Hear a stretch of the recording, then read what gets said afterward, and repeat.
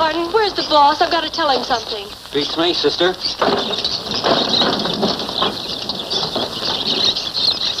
Oh, Mr. Murray, there's some people here to see you. Oh, hello, folks. Will you take a seat? I'll be right with you. Oh, George. Yes? Will you bring over those two temperamental actors? I want them to meet their public. We're making a picture with birds. Murder.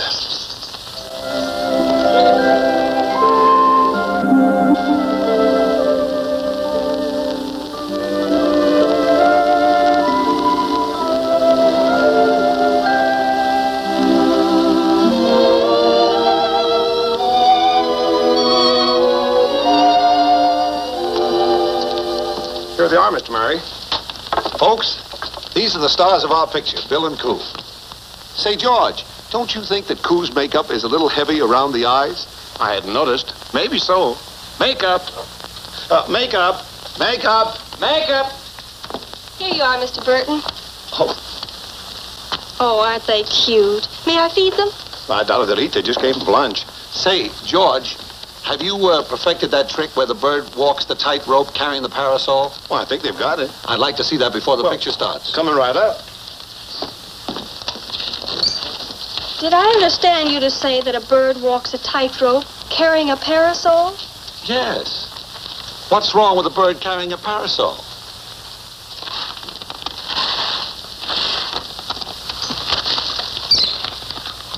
All right, Mr. Murray.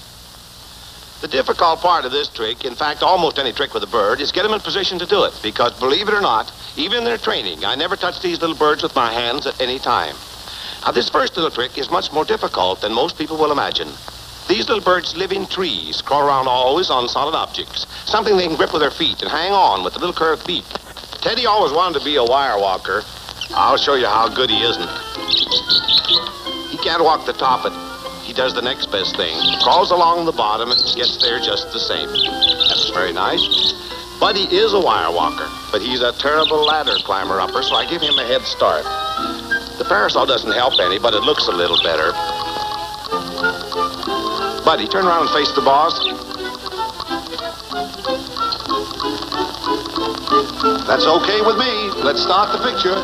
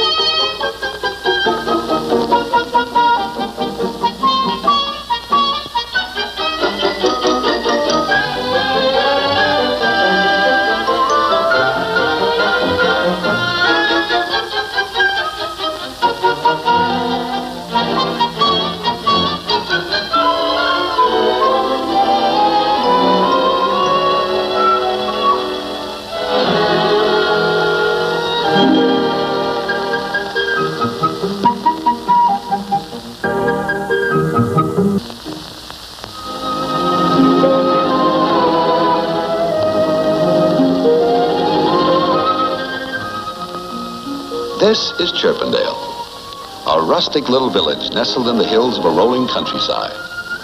Oh, don't bother to look it up in your atlas. You won't find it there.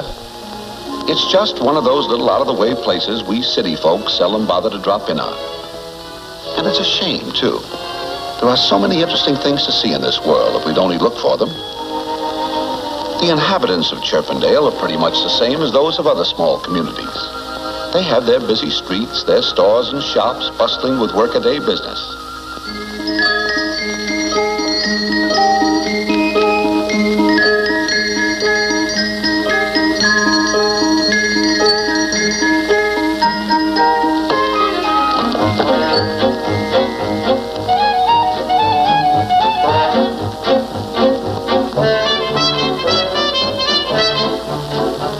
goes a customer now. That's what I call service.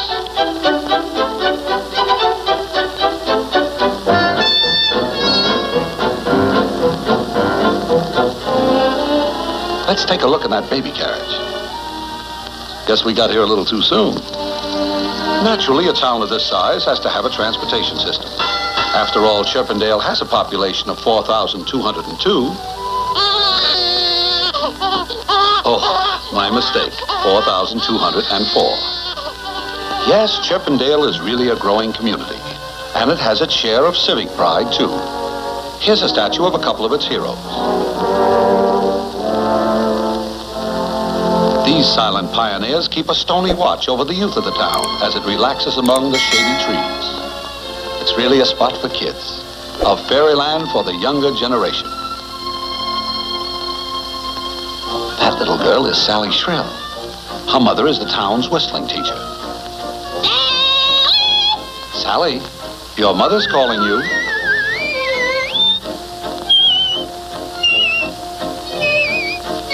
Of course, no modern community would be complete without lots of signboards to enhance its beauty.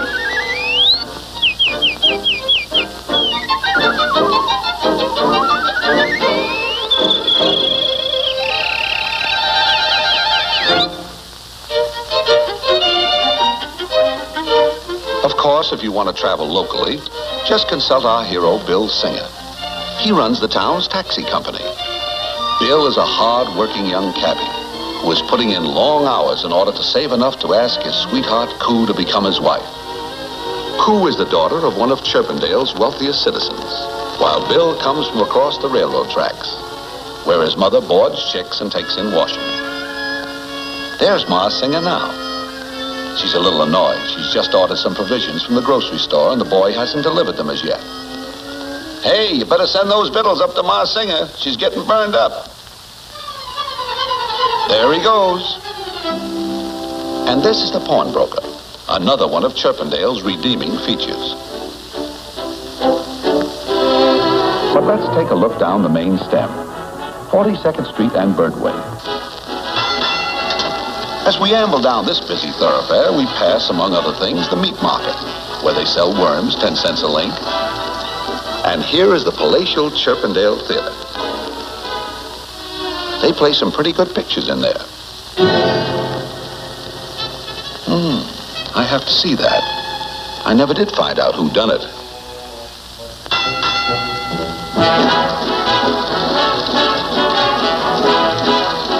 Down at the end of the street is Chirpindale's main hotel, the Wren Rest. Coo's father owns this establishment. As a matter of fact, there's Coo gazing out of her penthouse now. She's most likely hoping to catch a glimpse of Bill. But he's most likely busy with his taxi. Sure enough, there's Bill taking the pawnbroker back to his office.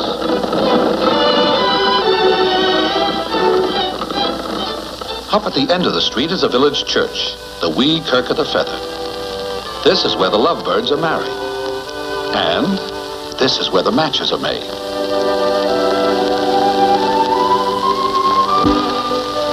For every love match she makes, she puts one in the fence.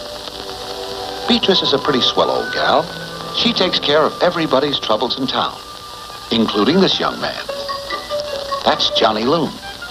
Folks call him the village idiot. There's his favorite actor. Johnny is peculiar, but Beatrice says there's nothing wrong with him except that he came out of a cracked egg. Toward the outskirts of town, we see the village school. Here is where the younger generation start their education as soon as they get their pin feathers. Their teacher is Professor Plato Spoonbill. He teaches that the world is shaped like an egg. Hey, there goes the recess bell. Let's go outside and see what the kids do for recreation. I'll bet the prof needs a little relaxation himself after being penned up with that bunch of fledglings all morning. You know, even though they have wings, they're not all little angels. I'm a bad bird, but I still say the world's not shaped like an egg. It's round, it's round. Well, right or wrong, Homer is really upset.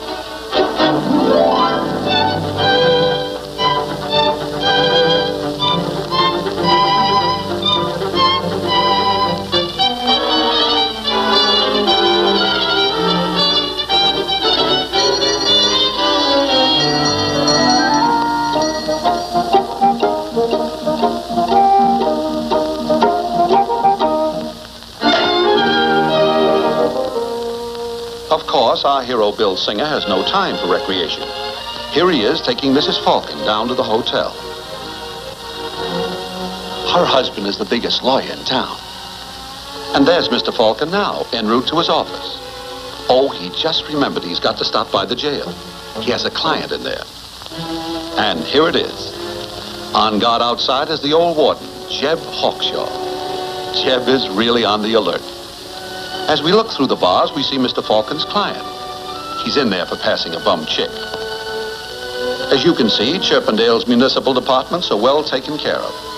Not only have they a jail, they have their own firehouse. And, of course, their own post office.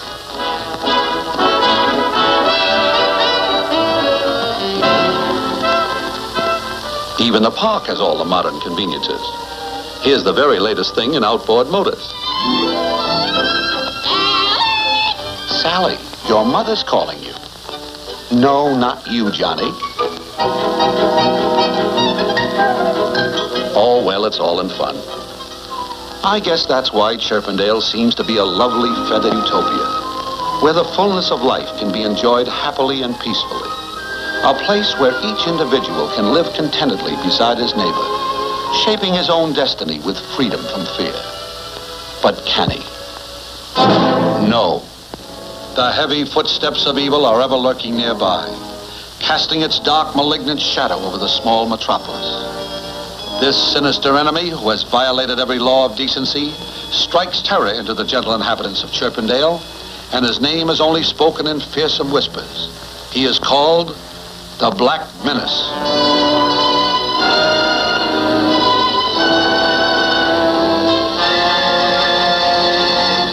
Throughout the ages, he and his kind have preyed on the friendly little people of the wood, despoiling their nests, stealing their eggs, and carrying off their young. He mocks and sneers to show his contempt for the forces of justice. But Chirpendale is not asleep. Not too far away in a secluded spot, the citizens, under the leadership of Bill Singer, are working on Operation Scarecrow. Every day after work, you'll find Bill toiling diligently with his neighbors to bring about the destruction of the Black Menace. In addition, Bill has worked many nights developing a new bait with a secret formula. Hey, Charlie, push that wagon out of the way. I want to show these folks Formula 303. There it is. Surefire crowbait. Of course, having a bait in a trap is one thing, but catching the Black Menace is another. Because, believe me, he's a crafty, tough hombre. But, for the moment, let's turn our thoughts to lighter things. For this is not the time for morbid fears. It's a day for laughter and gaiety. The Starling Brothers Circus is in town. The big show is tomorrow, but the parade's today. And here it comes up the street now.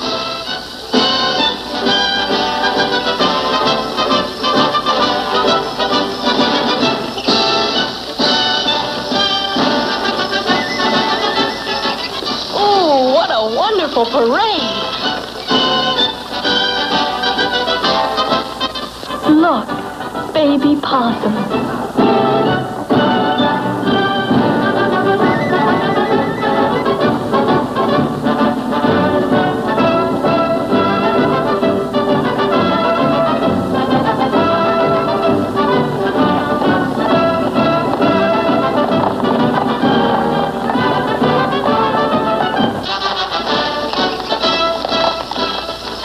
Performers. Panthers and tigers.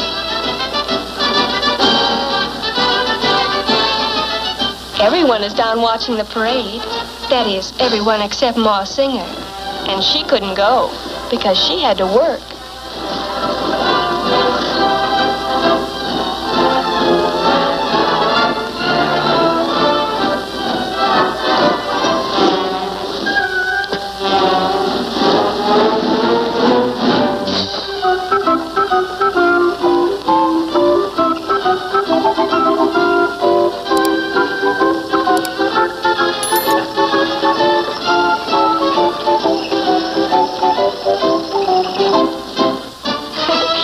Is early this year. And so is Thanksgiving. Oh, no, not Ben-Hur.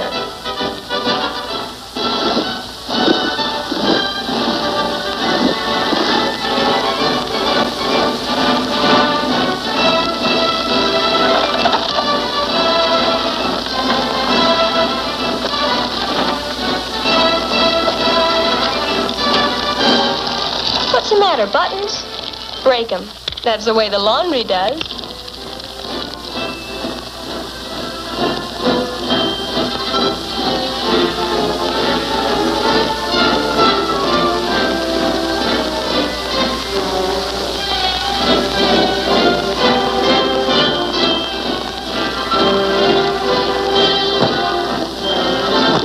Well done, Ma Singer.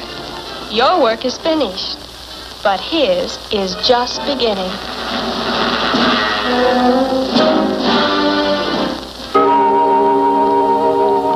Well, the day is over, and night has fallen on Chirpendale, with the moon casting its soft, luminous glow over the drowsy little hamlet. Most of the little guys and gals have gone to bed to rest up for the big day at the circus tomorrow. But a few linger on, like these two sweethearts, Bill and Coo. These two kids really have it bad, and it's so natural, for in Chirpendale, love, happiness, and contentment blend together in harmony, like the soft chord of a great composer's masterpiece. Come a little tune like lovebirds do, live a honeymoon your whole life through. All your cares take wing if you can sing and learn to hear and coo.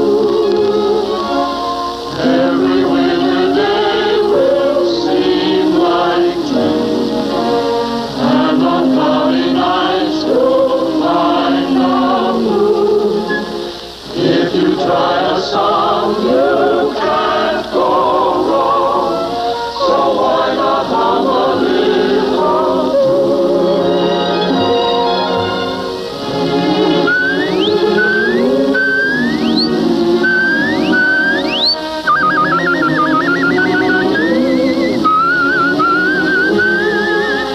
all your cares take wing if you can sing. Good night, Bill. So why not hum a little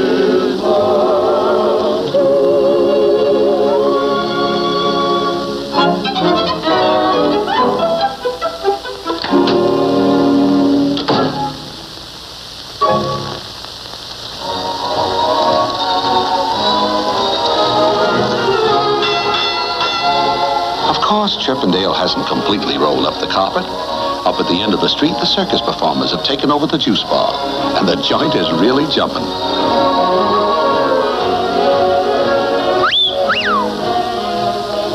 There's one in every town.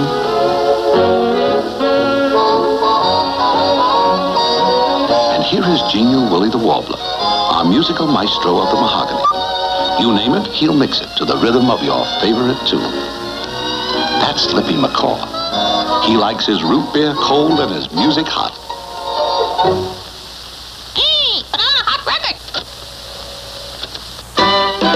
When every birdie I meet is singing tweet, tweet, tweet, tweet, it makes me feel I want to tweet, tweet, tweet it too. When I go walking in spring and hear those lovebirds sing, then I am sure I need a tweet, tweet, tweet it too. Outside my window there's a birdie on a limb, and when I see his lady cuddle up to him, I get so lonesome and blue, I feel like crying boo-hoo. because I feel I want to tweet, tweet, tweet too. All the birdies I meet singing tweet, tweet, tweet. Chirp, chirp, chirp, twitter, tweet, tweet. Walk in the spring and I hear the birds singing tweet, tweet, tweet. I got a tweet, tweety too. There's a birdie sitting high on a limb. He's got a lady cuddling him. 'Cause I feel I want to tweet, tweet, tweet too.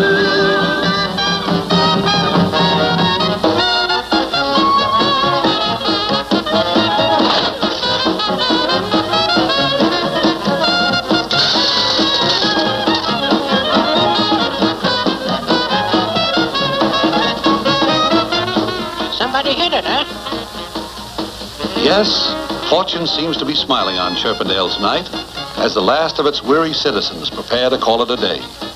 When suddenly, out of the night, without warning, the Black Menace strikes.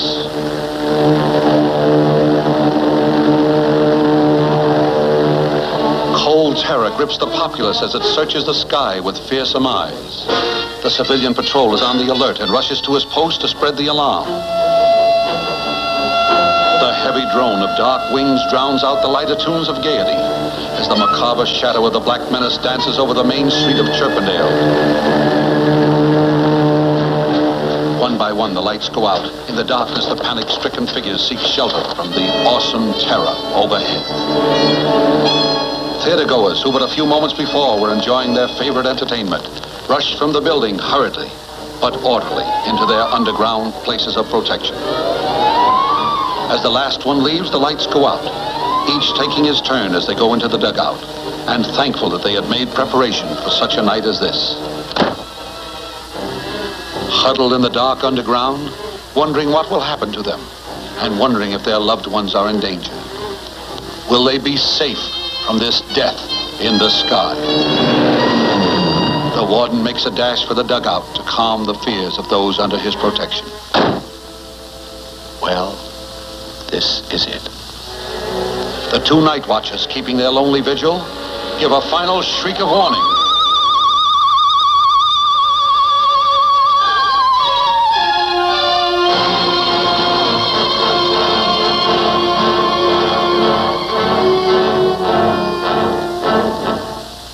Alone with fear clutching her heart, Koo casts a wary eye on this monster.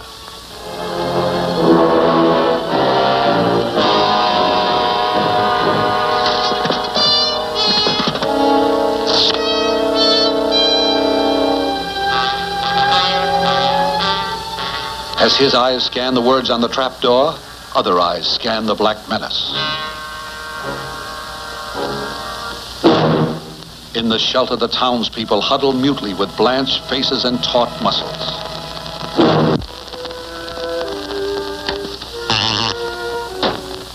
Stunned by this bold impertinence, he turns to wreak vengeance with acts of vandalism as the night watch follows his every move. Cautiously, he eyes the streetcar. What is this strange contraption? A booby trap? Deep under the ground, there is a deathly quiet. With slow, measured tread, the dark invader stalks toward the next objective of his fury, the Renrest Hotel. Inside his evil mind, a crafty plan is taking shape. His sadistic brain is working furiously, when suddenly a fiendish inspiration possesses him. He is going to use the greatest of all destructive forces, fire.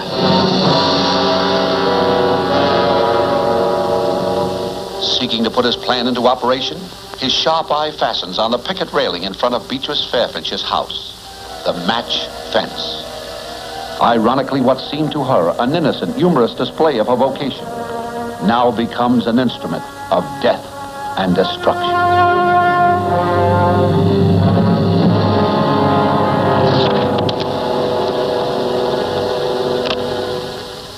Having the match in his possession, he dashes for the hotel.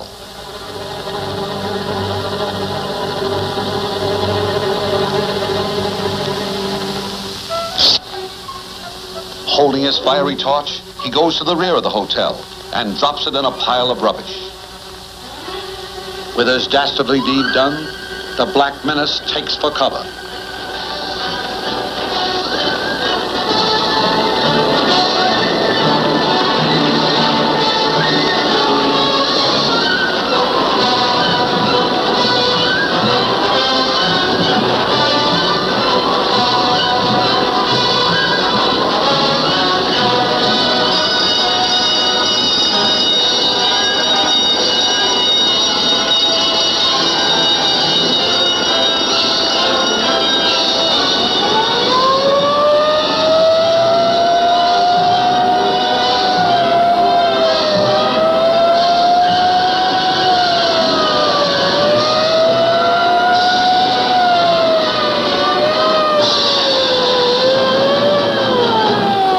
To arrive at the scene is the hook and ladder. But this is a 3-alarm fire, and all volunteer firemen are called to duty. Awakened from his sleep, Bill Singer dresses quickly and rushes out into the night, makes his way to the firehouse, just as the fire chief slides down the pole and takes his place on the pumper. Bill, grasping the tongue of the engine, starts out. To the clang of bells and the shriek of sirens, Bill surges forward on his mission of mercy.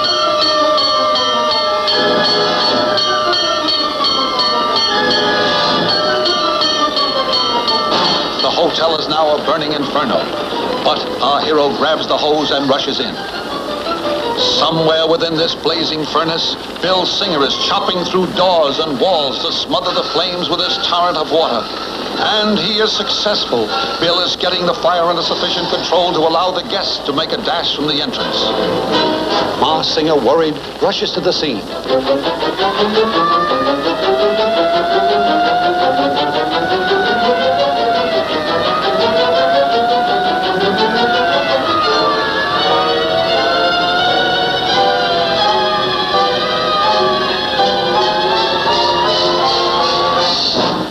Bill Singer, of course, is the last to leave the building, convinced that all are safe.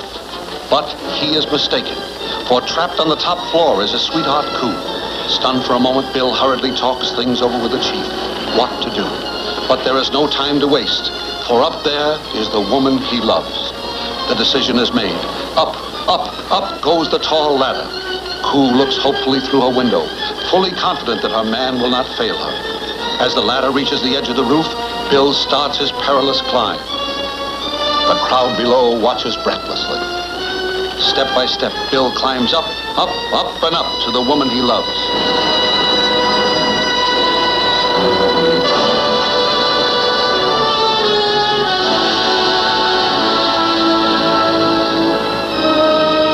Below, the sound of crashing glass tells him that Bill Singer has broken through. Ma Singer is thrilled and happy at her brave son's daring rescue, but not so with a black menace. He glares with hatred at his nemesis with a checked tie. Our hero and his loved ones are congratulated that all have come through safely without loss of life. But there is no happiness in the heart of the black menace. All right, Mr. Checked Tie. Tonight you have foiled me. I will go. But I shall return.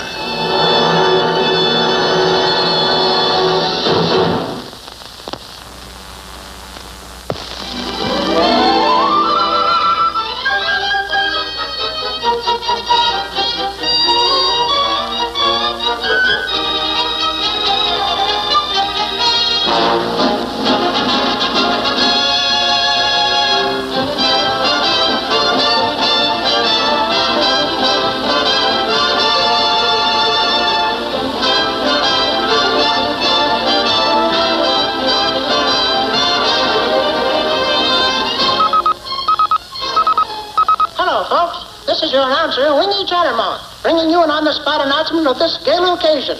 Here in the park, Bill has just helped his fiancée, Coo, into the balloon. And listen to that crowd cheer! I think the celebration is about to begin, so I will now turn the microphone over to His Honor, Mayor Gladwell Bentby. All right, folks, gather round. Gather round and join me in song. Ready? 1, 2. Off to the circus, no work, regular work as we toss our cares away.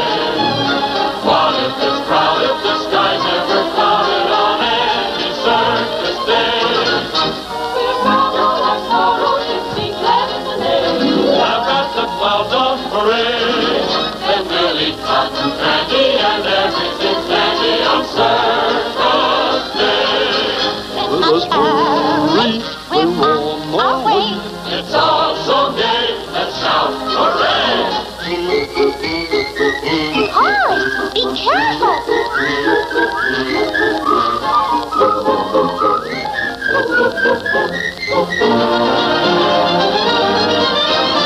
Off to the circus, no worry, over every house, our cares away. What if it's clouded, the sky's ever cloudy on any circus day?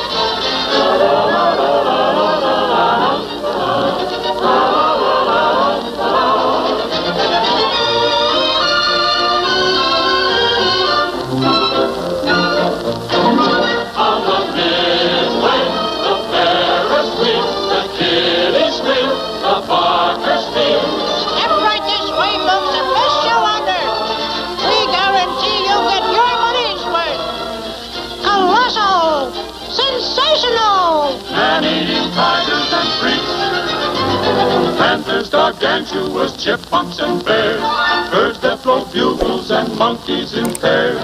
Fill up on yummies. Get pains in your tummy.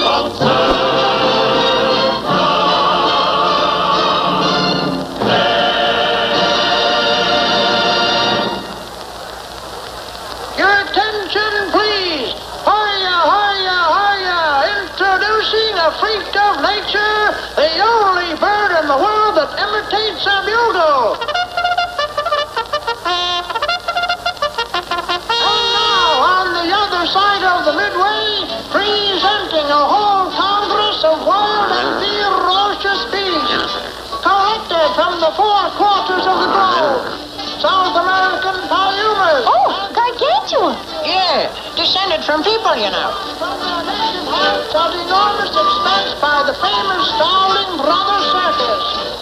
South African full-blooded jungle bred lions. Royal Bengal. Now, darling, too candy. Everybody wants to get me at. Chickadee, the bearded ladybird. Also the pussy bird. Half cat, half bird. From the waistline up a cat, and from the waistline down the body of a bird.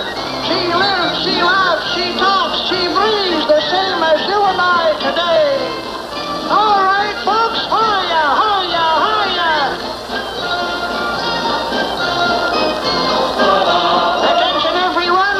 Our guests of honor, Bill and Co. are coming in at the end of the midway. Bill and Co. now coming in. Everybody down to meet Bill and Co.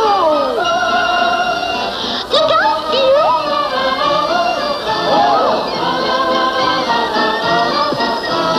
Worries we vanish and troubles all vanish on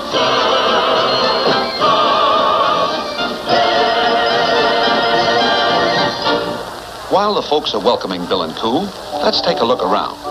You know, these Starling brothers have a pretty complete circus. Taking no chances on the local lighting facilities, they have brought along their own power plant. That's the engineer, Charlie Chinchilla. Let's see if we can find out how it operates. Hey, Shorty, will you show the folks how the generator works?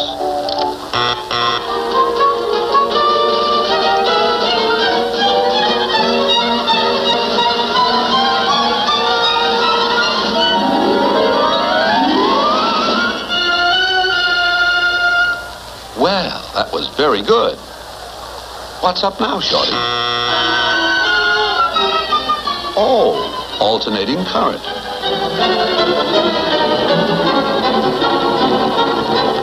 In addition, they also have their own Wild West show. Here we see a lovely daughter of the noble red man, Princess Parakeets.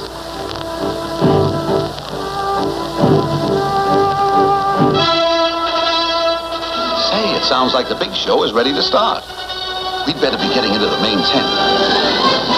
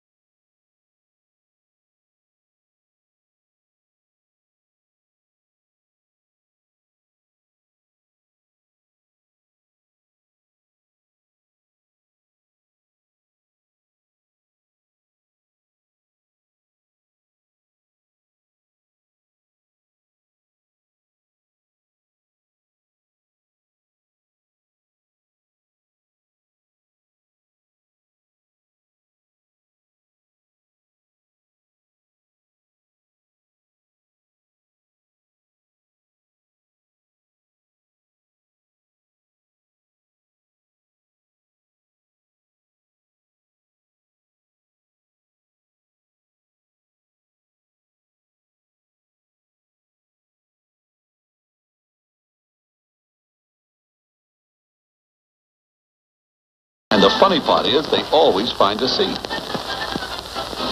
Well, just don't sit there. Move over. Take some and leave some. Bill and Coo enter their private box. Oh, not here, Bill. And the first act, Barrel House Egbert.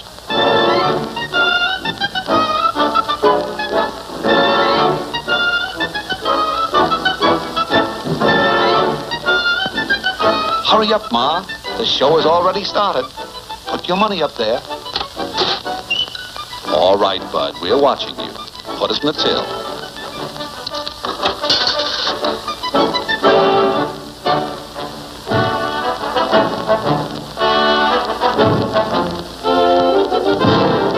Hey, there's one more. Go ahead and do the last one. Thank you.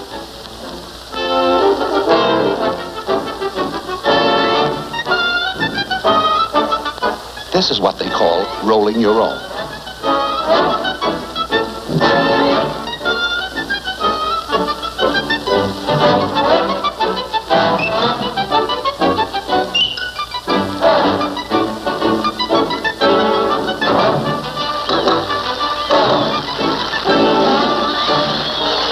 And there's Ma singing, having the time of her life.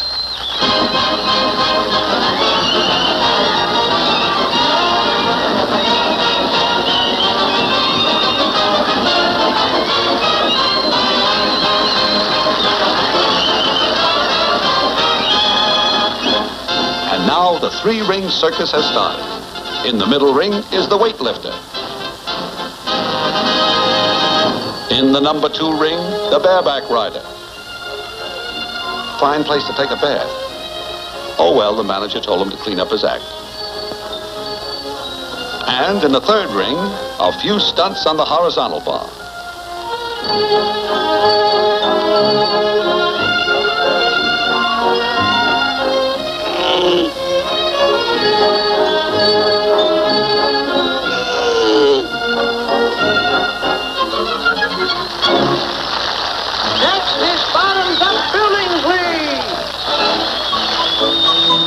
The only bird in the world that stands on his head. He started out to be a flagpole sitter, but switched. He's now a funnel upender.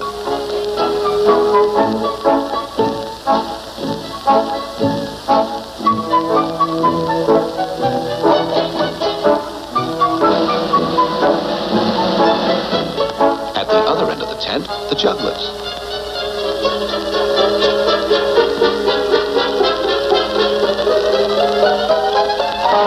Look, Ma, no hands.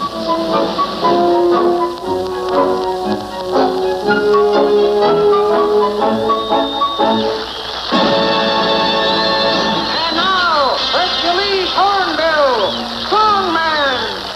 Come on, Hercules, show the folks how strong you are. Pull the elephant down by the trunk. Now put him back up. Now go around the back and pull him down on his valise. Come on, Hercules, pull. Now make him lie down.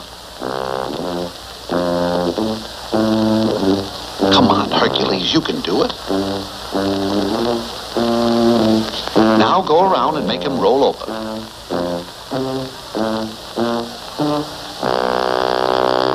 Oh, all the way over. Now set him back on his feet. He only weighs 20 times as much as you do. That's it. Now jump up and take a bow. And next, the Wild West Show. Cowboy.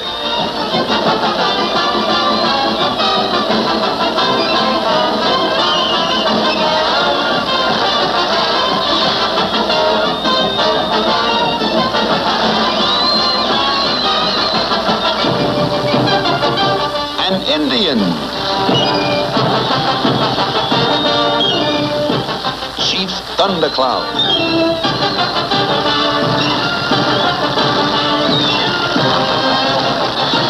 Coming out of chute 10, Dynamite, never been ridden.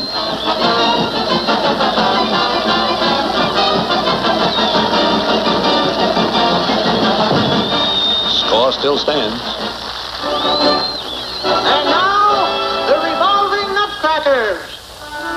These boys really climbed the ladder to success.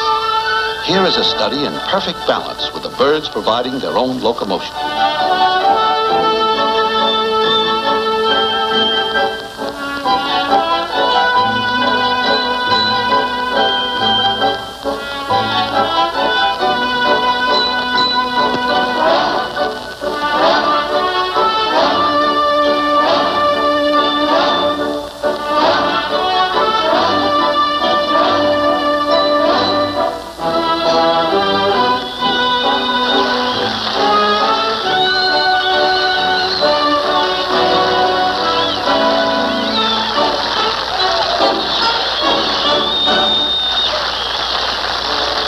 now the same two boys doing the same trick after somebody spiked their birdseed.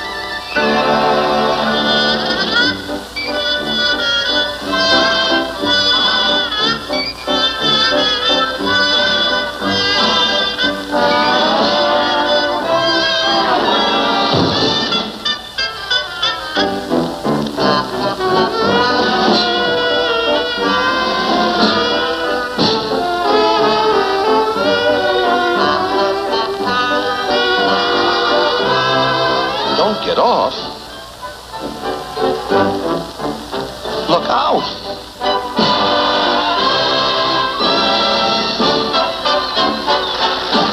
Your attention, please. And now, the world's champion motorcycle rider, Cannonball Twitchett, will attempt to break the world's record of 150 miles an hour right before your very eyes. Here he is, Cannonball Twitchett. All right, Cannonball, let's go! There he goes. 5, 10, 15, 20, 25, 30, 35, 40, 50, 55, 60, 65, 70, 75, 80, 85, 90, 95, 100, 15, 110, 115. But the audience is going wild. 135, 140, 145, 150. He did it. Thank you, Cannonball Twitchett! Thank you, Cannonball Twitchett! Oh, something's gone wrong. Cannonball can't stop that motorcycle. Hold on, Cannonball. Hold on. We'll have to get on with the show.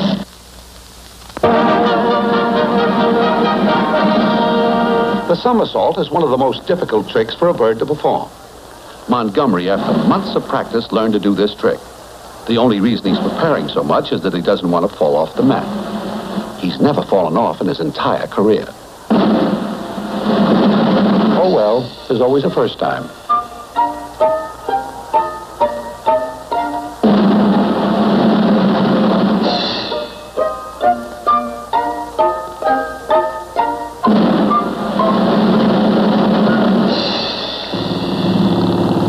Even got the cat doing it. Next act, drop along and feather bee, acrobats. This is drop along, showing how to do a flip from the horizontal bar. He's doing this as a warm-up for his partner. And this is Featherbee, star of the team.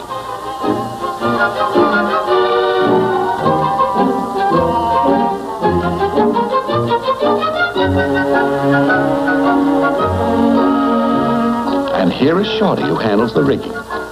He believes that one good turn deserves another.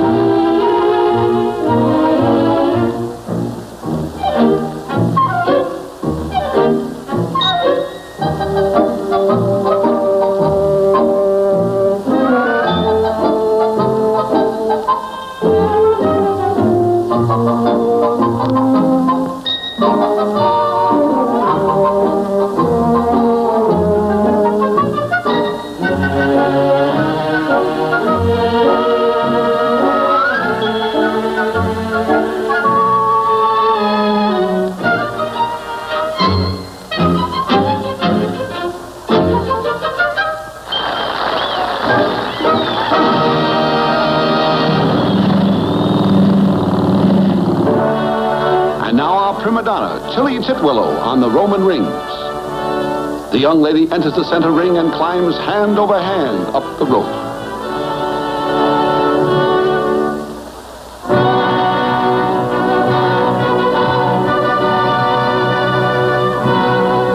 This guy has the softest job in the circus.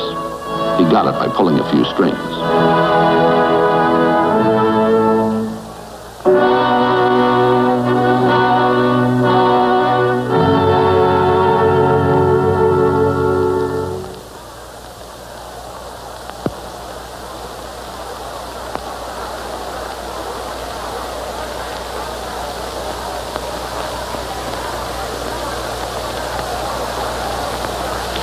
Kelly is taking her time to see that her grip on the rings is just right. And I can't blame her. One slip would be fatal. After all, there's no net down there.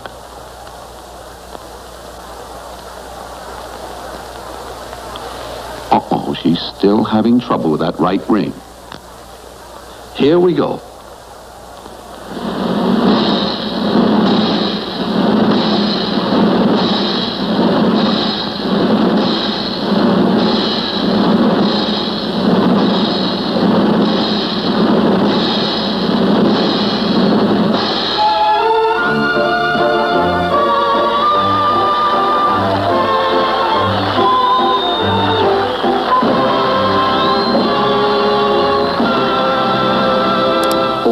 Cannonball is running out of gas.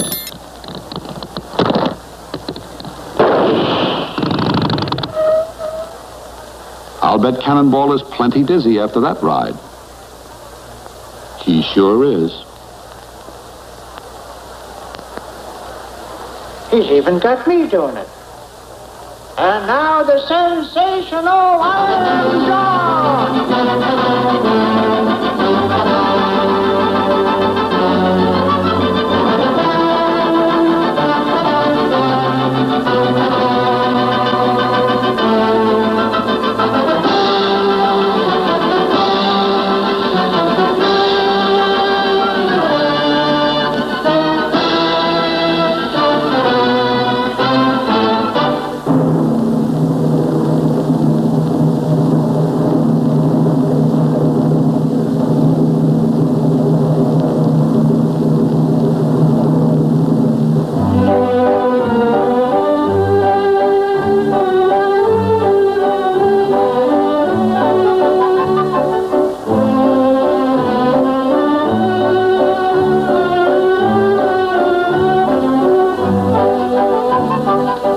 Shorty, you've got 2 lives in your hands now.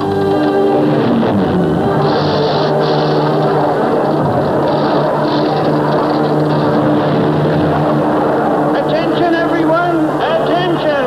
Please keep your seats. Everyone, please remain in your seats. It's probably just the carrier pigeon coming in with the mail. Someone turn down those house lights and we'll go on with the show.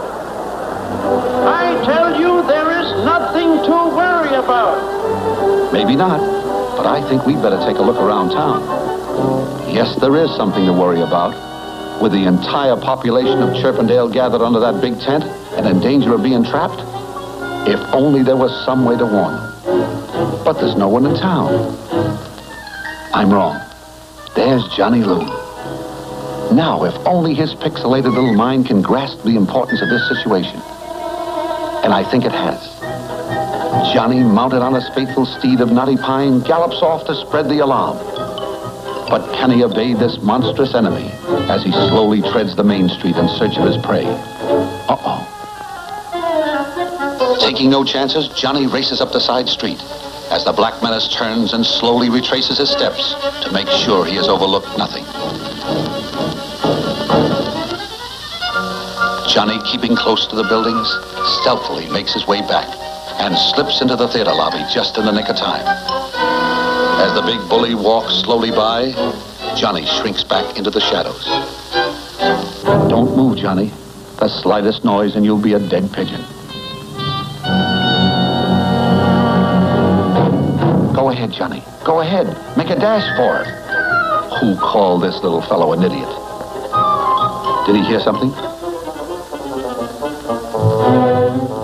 Don't let him catch you, Johnny. Spread the alarm.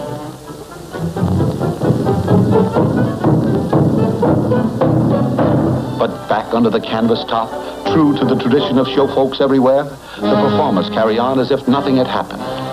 Here we see Bertha Backslider climbing up to do her death-defying thriller.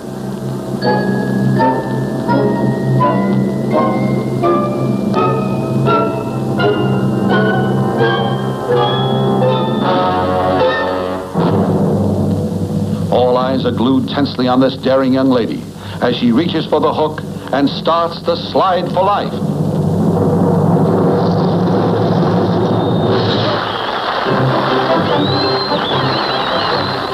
She takes her well-deserved bow in front of the royal box. But where is Johnny Loon? Still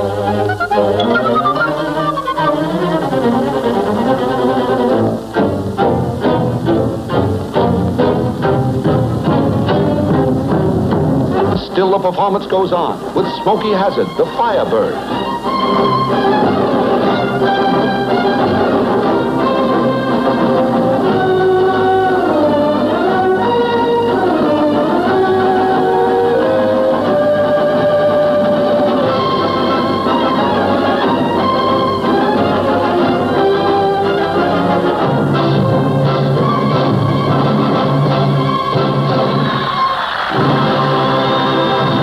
Hurry, Johnny, hurry. The crow is coming.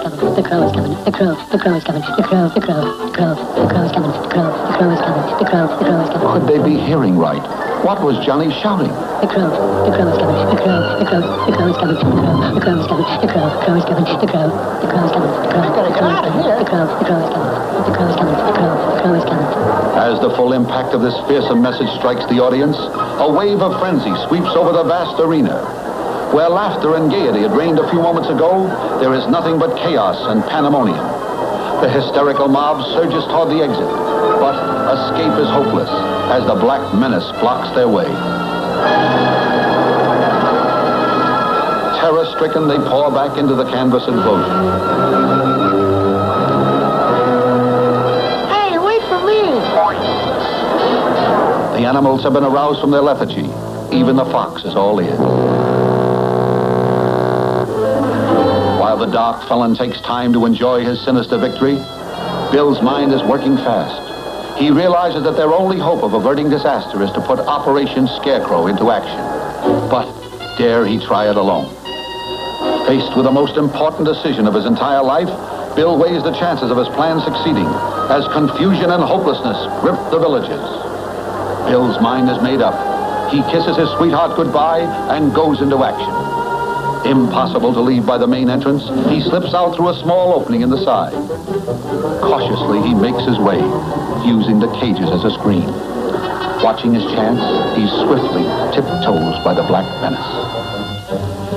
Past his first danger, he knows he must work fast, while the arch-enemy of Chirpendale, still unaware of Bill's escape, puts fear into the hearts of his hapless captors.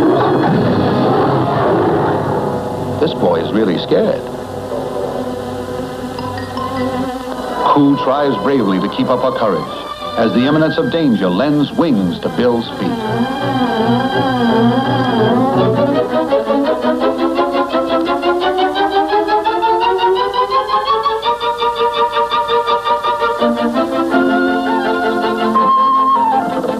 He'll need his taxi to speed up his plan and secret formula 303.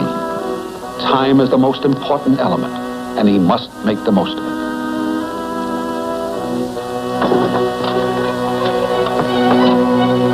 If it will only work. As the master plan begins to unfold, the Black Menace still parades his arrogance with a triumphant stride. Keep down there, bud. But how can he attract the crow's attention? Bill's mind is working furiously. An idea strikes him.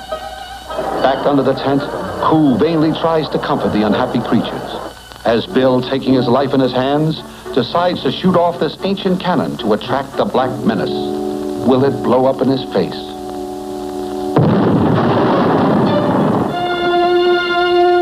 To make doubly sure, Bill reloads and fires it again.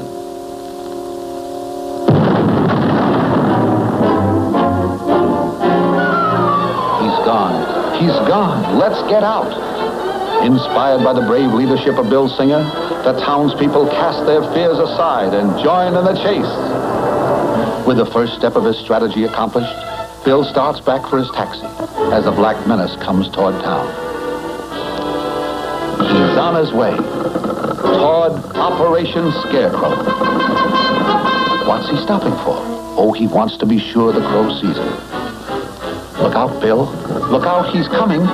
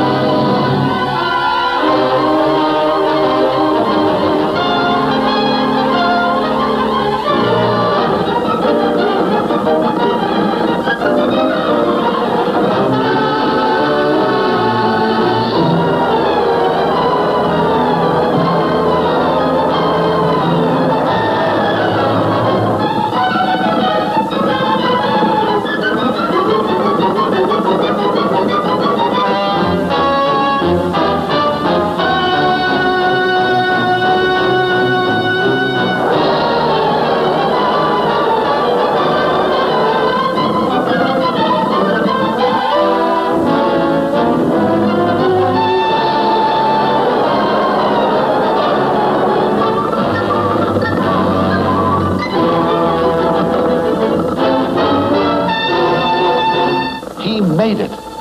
With the speed of light, Bill opens the bag of bait and climbs out through the rear. The Black Menace comes to a halt. He spies the bait. But will this crafty demon fall for a trick like this?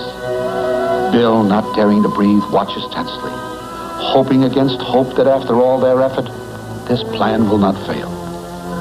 Will the militia ever come?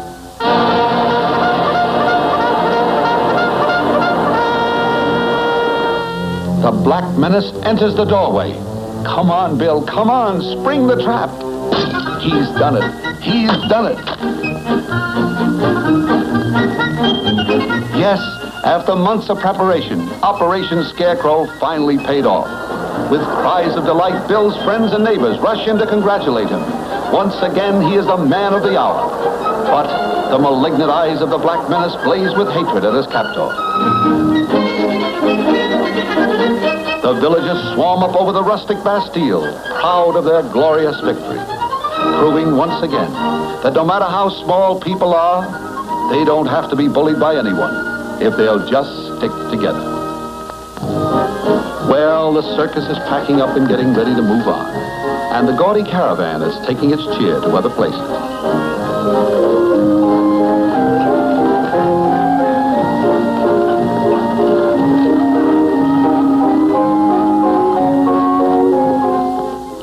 Naturally, like all true lovebirds, Bill and Coo were married. Coo in all her bridal splendor, Bill with his white tie. His Honor Mayor Bentbeek performed the ceremony. It was a quiet little wedding, just the family and a few friends. Of course, Ma Singer was there, wearing the same dress that she was married in years ago. What a thrill when Mayor Bentbeek said, "I now pronounce you bird and bird." It's over. It's over. Mr. Singer, please kiss the bride. Oh, Bill, don't. You're acting like a fool. Oh, that's embarrassing, Bill. Stop now. Please, Bill. Oh, Bill, please. Oh, now you're acting like a fool. Please, Bill. Oh, I was never so embarrassed in my whole life. Oh. Mayor Bentbeek says he can't understand these goings-on. He's perplexed.